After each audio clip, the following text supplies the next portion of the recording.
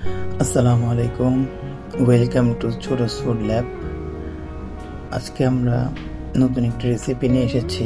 আর রেসিপিটি হচ্ছে ম্যাঙ্গোলি, যেটা সুস্বাদু আম এবং ট্যাঙ্গি টক দই দিয়ে বানানো হয়। তো দেরি না করে কথা না বাড়িয়ে শুরু করবো। চল।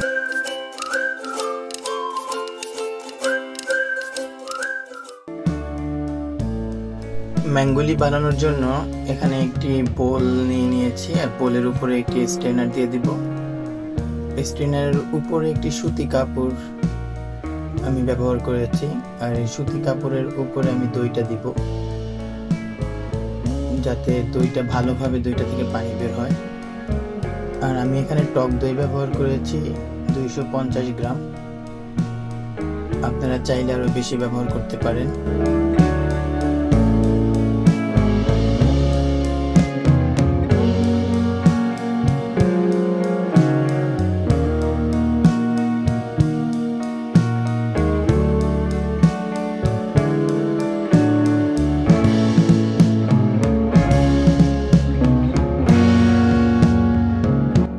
দই দেওয়া শেষ হয়ে গেলে আমি কাপড়টাকে ফোল্ড করে নিব, আর ফোল্ড করে নরম হাতে হালকাভাবে চাপ দিয়ে উপরের যে পানিগুলো আছে সে পানিগুলোকে বের করে নিব, যাতে ভিতরের যে পানিগুলো ওগুলো আস্তে আস্তে বের হয়। আর বেশি জোরে চাপ দিলে দইগুলো ভিতর থেকে ফেটে যাবে, তখন আর ওই এক্সট্রা পানিগুলো বের হতে অনেক সময় লাগবে।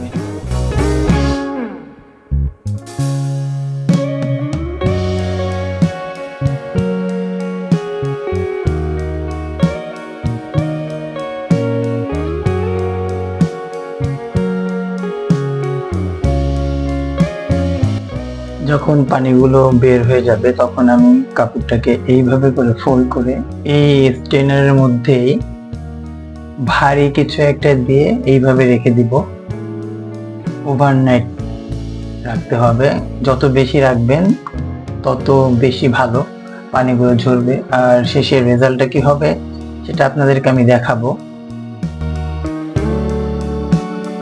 ম্যাঙ্গোলি বানানোর জন্য অবশ্যই আমের দরকার হবে, যেহেতু এটার নামই ম্যাঙ্গোলি, আম রিলেটেড ডেজার্ট। 250 গ্রাম দইয়ের জন্য আমি এখানে 750 গ্রাম আম নিয়েছি। তো এই আমটাকে আমরা ভালোভাবে কেটে খোসা ছাড়িয়ে নিব। খোসা ছাড়িয়ে তারপরে আমরা আবার ফিরবো। তো দেখুন কিভাবে আমগুলোকে কেটে খোসা ছাড়িয়ে নিতে হবে। আমি আমগুলোকে খোসা ছাড়িয়ে নিয়েছি। এখন এই আমগুলোকে আমি ব্লেন্ড করব। আর ব্লেন্ড করার সময় অবশ্যই একটা জিনিস খেয়াল রাখতে হবে, ব্লেন্ডটা যেন স্মুথ হয়। আর এই স্মুথলি ব্লেন্ড করার জন্য আপনি এখানে সামান্য পরিমাণ পানি ব্যবহার করবেন। আর যদি পানি ব্যবহার নাও করেন কোনো সমস্যা নেই, পানি ব্যবহার না করাটাই বেটার, কারণ ব্লেন্ডারে অনেক সময় পানি দিতে হয়, কিন্তু যাদের হ্যান্ড ব্লেন্ডার আছে ওটা পানি না দিলেও হয়। আমগুলো ব্লেন্ড হওয়ার পরে চুলাইতে একটি কড়াই দিয়ে দিব, আর সেই কড়াইতে আম দিয়ে আমের একটি পিউরি বানিয়ে নিব। পিউরিটা যেন অনেক স্মুথলি হয় এবং অনেক সফট হবে। এটার ঘনত্বটা একটু বেশি হবে। অনেক সময় দেখা যায় যে আমের পিউরি একটু পাতলা পাতলা হয় বা এই হয়, কিন্তু এই পিউরিটা অনেক ঘন হবে। এর জন্য এখানে একটু খেয়াল রাখতে হবে, যেটা সবসময় নাড়তে হবে। আর এর মধ্যে এখানে চিনি দিয়ে দিতে হবে, কারণ চিনি যখন গলে যাবে তখন এটা একটা এক্সট্রা পানি বের হয় চিনির সাথে। তো এর জন্য এই আমের সাথে একসাথে চিনি দিতে হবে। মিষ্টিটা আপনার উপরে ডিপেন্ড করে আপনি কতটুকু মিষ্টি খাবেন। আর আমি এখানে 1.5 কাপের মতো চিনি ব্যবহার করেছি। আপনি মিষ্টিটা আপনার উপরে ডিপেন্ড করবে যে আপনি মিষ্টিটা কতটুকু খাবেন। আর এটা কিন্তু অনবরত নাড়তে হবে, না হলে এটা সাইড দিয়ে লেগে যাবে। যেহেতু চিনি দেওয়া হয়েছে, চিনিটা এখানে আঠালো আঠালো একটা ভাব আসবে, আর এটা সাইড দিয়ে লেগে যাবে। এর জন্য এটাকে অনবরত নাড়তে হবে।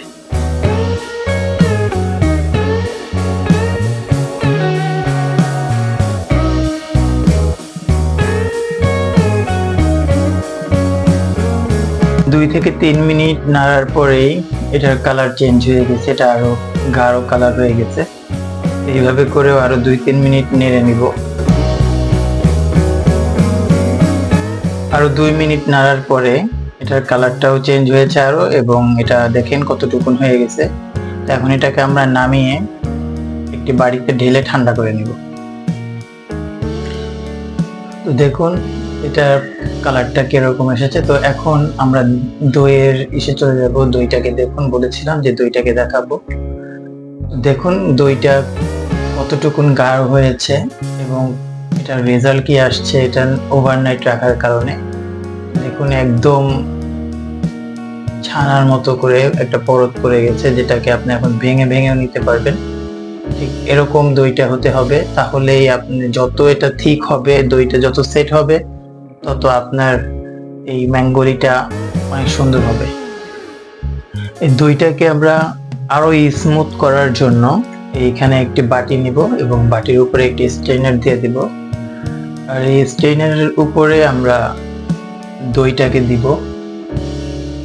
বাসায় যদি আপনাদের স্প্যাচুলা থাকে তো অবশ্যই দইটাকে এই স্ট্রেনারের উপরে দেওয়ার পরে স্প্যাচুলা দিয়ে এটাকে ভালোভাবে একটু ছেঁকে নেবেন এবং এই স্ট্রেনারের উপরে প্রেসার করলেই দেখবেন এটা অপর সাইড থেকে বের হবে। এইভাবে করে এই দইটাকে আমরা আরো ক্রিমি এবং স্মুথলি করে নিব। দইটা আরো স্মুথ হবে এবং আরো ক্রিমি হবে।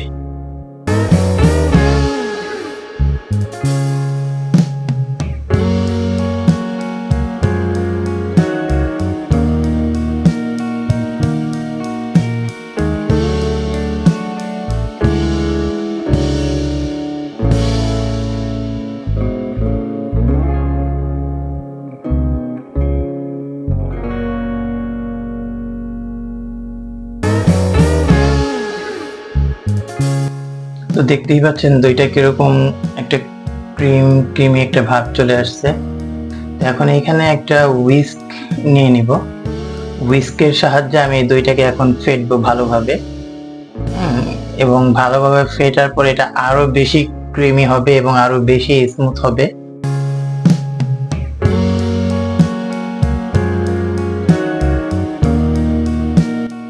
আর এটা অবশ্যই একটা প্রসেসিং এর কাজ। এই প্রসেসিং গুলো যত আস্তে ধীরে করবেন এটা তত ডেলিসিয়াস হবে, এটার টেস্ট তত বাড়বে। আর যদি তাড়াহুড়া করেন তাহলে সেরকম পারফেক্ট টেস্টটা পাবেন না।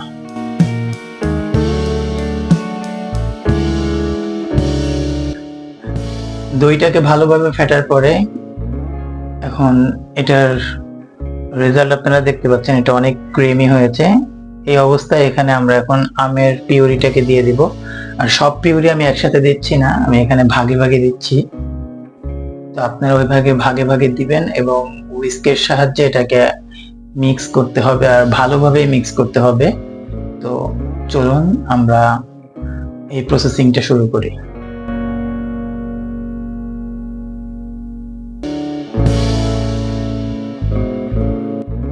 যারা এখনো আমাদের চ্যানেলটিকে সাবস্ক্রাইব করেন নাই তারা এখনই সাবস্ক্রাইব করবেন এবং পাশের বেল আইকনটিকে বাজিয়ে দিবেন, যাতে পরবর্তী ভিডিও আপলোড দিলে সাথে সাথে আপনার কাছে নোটিফিকেশন চলে যায়।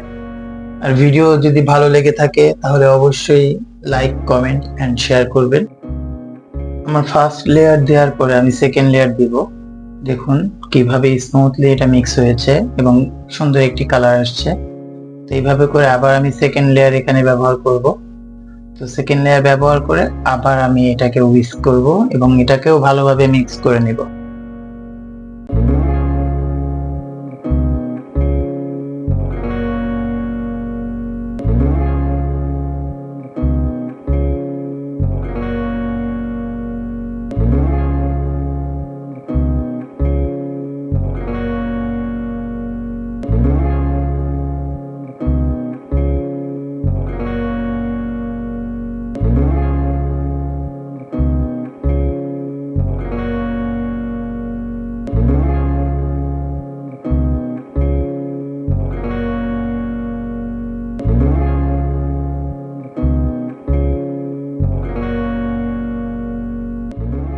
এইভাবে করে আস্তে আস্তে আমি সব পিউরি গুলোকে মিক্স করে নিয়েছি।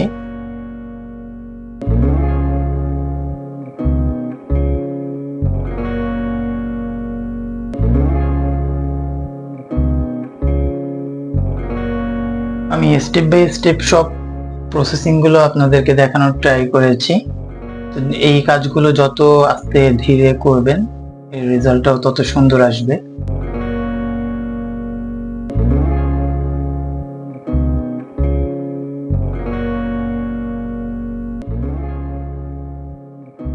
আমার পুরো পিউরিটা প্রায় মিক্স করা হয়ে গেছে। তো মিক্স করার পরে দেখুন এটা হলো গিয়ে রেজাল্ট, কি সুন্দর একটি কালার আসছে। আর এটার যদি পারফেক্টটা দেখতে চান দেখুন, এটার চামিচে নেওয়ার পরে এটাকে যদি আমি উল্টে দেই তাও এটা চামিচ থেকে পড়ছে না। তো এই হলো রেজাল্ট, এইভাবেই হতে হবে। যখন এইভাবে হবে তখনই আপনি এটার পারফেক্ট বুঝতে পারবেন যে হ্যাঁ এটা।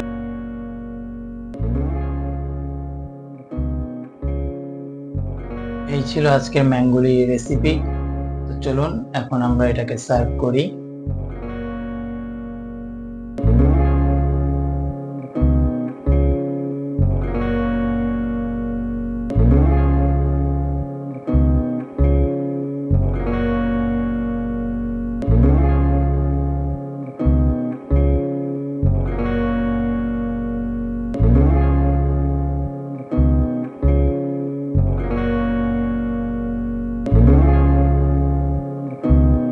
ভিডিওটা যদি আপনাদের কাছে ভালো লাগে থাকে অবশ্যই চ্যানেলটিকে সাবস্ক্রাইব করবেন, লাইক কমেন্ট শেয়ার করবেন। আর নেক্সট কোন রেসিপিটা দেখতে চান অবশ্যই কমেন্টে জানাবেন।